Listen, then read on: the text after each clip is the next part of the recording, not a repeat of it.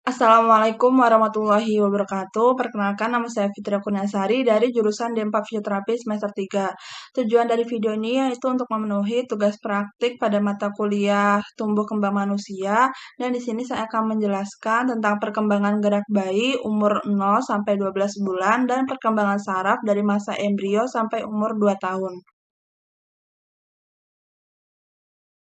Yang pertama, saya akan menjelaskan tentang perkembangan gerak bayi umur 0 sampai 12 bulan. Yang pertama yaitu masa neonatal atau 10 hari pertama setelah kelahiran atau 1 bulan setelah kelahiran. Nah, gerakan pada masa neonatal ini masih random, kemudian sudah ada ekstensi tetapi masih dominan gerakan fleksi. Kemudian ada refleks primitif pada masa neonatal karena untuk survival function. Selanjutnya pada bulan kedua, yaitu gerakan ekstensinya lebih dominan, kemudian sudah bisa mengangkat kepala saat keadaan tengkurap. Selanjutnya yaitu gerakan kepalanya sudah lebih fungsional. Selanjutnya pada bulan ketiga, yaitu kepalanya lebih midline, kontrol fleksornya juga sudah lebih baik, dan sudah bisa nengok ke kiri dan ke kanan. Selanjutnya pada bulan keempat, yaitu sudah bayi ini sudah bisa mengangkat kepala tanpa support, kemudian gerakan ekstremitasnya lebih simetris, dan sudah bisa berguling. Kemudian pada saat bayi ini menyentuh permukaan keras, tungkanya mendorong ke arah bawah. Selanjutnya pada bulan kelima, yaitu kontrol antigravitasi ekstensinya sudah lebih meningkat pada trunk dan hip. Demikian pula pada antigravitasi pada fleksi, yaitu pada head and trunk. Selanjutnya yaitu stabilitas proksimal pada trunk and shoulder-nya yaitu sudah lebih baik. Kemudian pada bulan kelima ini sudah bisa duduk, tetapi masih menggunakan bantuan tangan dan badannya condong ke depan. Dan 90% pada bulan kelima ini yaitu sudah bisa berguling. Kemudian pada bulan ke-6, yaitu gerakannya lebih aktif tengkurap dan terlentang, dan head control-nya sudah sepenuhnya stabil. Kemudian kontrol and hip-nya membantu menegakkan badan bila akan terjatuh ke depan dengan ring position. Kemudian pada bulan ke-7, yaitu anak lebih aktif melawan gravitasi seperti gerakan rotasi, crawling, bear standing, yaitu gerakan ke duduk, terus ke berdiri, dan pada bulan ke-7 ini anak bayi atau anak ini sudah duduk secara bebas dan menggunakan tangan lebih leluasa, kemudian sudah bisa weight shifting dengan rambatan. Selanjutnya pada bulan ke-8, bayi ini sudah sibuk bereksplorasi dengan lingkungan. Kemudian duduknya juga sudah mulai stabil dan kadang-kadang berotasi sendiri dan kadang side sitting. Dan 90% berdiri ketika dipegang. Pada bulan ke-9, bayi ini fine motor finger-nya sudah lebih aktif daripada gross motornya. Dan pada bulan ke-9 ini berdiri dan rambatan sudah lebih sering. Selanjutnya tetapi ketika jalan masih disupport, namun trunk-nya sudah lebih stabil.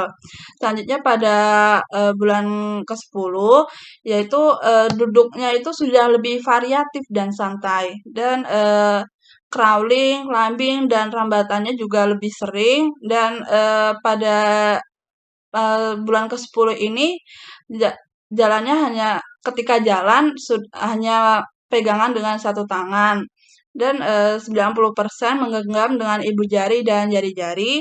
Kemudian pada bulan ke-11, yaitu dari duduk ke berdiri sudah bisa menggunakan dengan satu tangan dan melakukannya itu dengan mudah gitu. Terus dari posisi jongkok ke berdiri sudah bisa sendiri, dan ketika berdiri kadang lepas tangan, tetapi melangkahnya, tapi masih belum stabil gitu. Terus pada bulan ke-12 berdirinya sudah sangat bebas, tanpa support, dan kadang-kadang bisa mengangkat dengan satu kaki. Selanjutnya yaitu perkembangan saraf dari masa embrio sampai umur 2 tahun. Terbentuknya sel saraf manusia ini bermula dari masa awal embrio, yaitu merupakan lanjutan dari perkembangan sel embrio. Nah, sel embrio ini terdapat 3 lapisan, yaitu endoderm lapisan dalam, mesoderm lapisan tengah, dan ektoderm lapisan yang paling luar. Nah, perkembangan saraf ini terbagi menjadi beberapa fase. Nah, yang fase pertama yaitu fase neuralisasi. Nah, pada hari ke-20 ini sudah mulai terbentuknya sel saraf dari lapisan ektoderm, yaitu berbentuk pipi atau biasa disebut dengan lempengan saraf.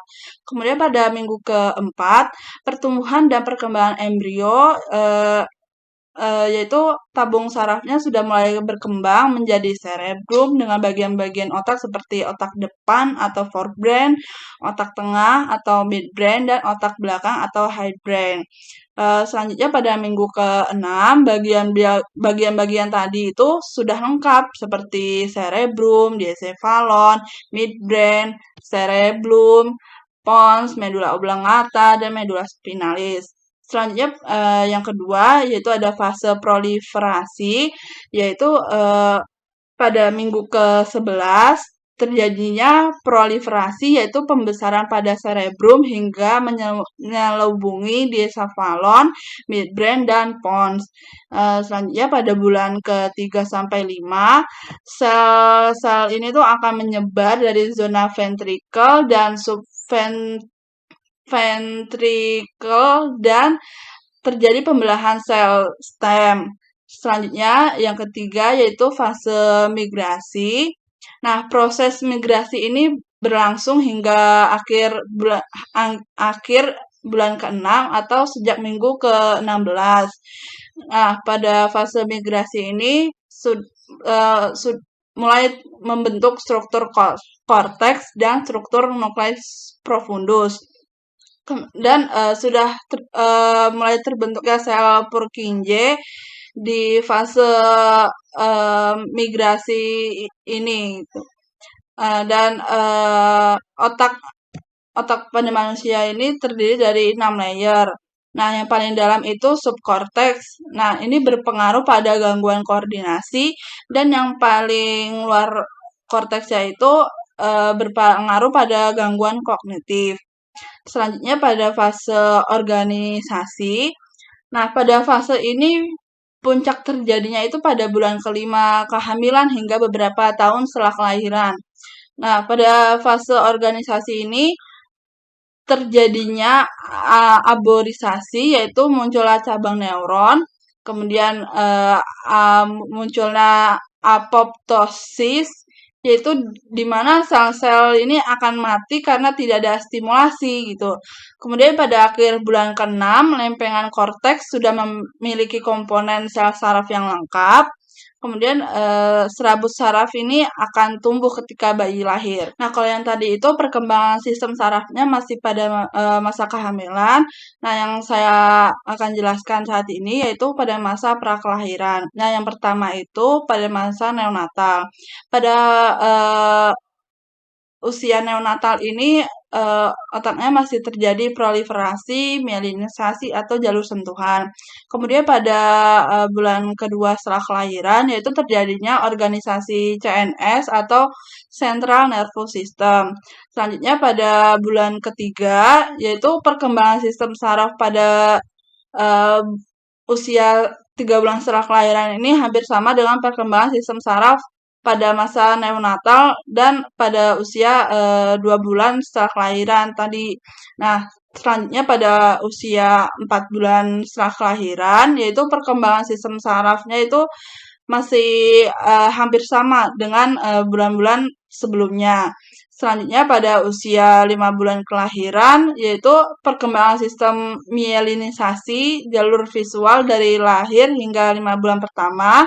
Kemudian pada usia 6 bulan setelah kelahiran, yaitu traktus kortikospinal sudah mulai berinervasi dengan AHC, ya, dan pada masa ini kematangan cerebrum mengatur visual dan auditori.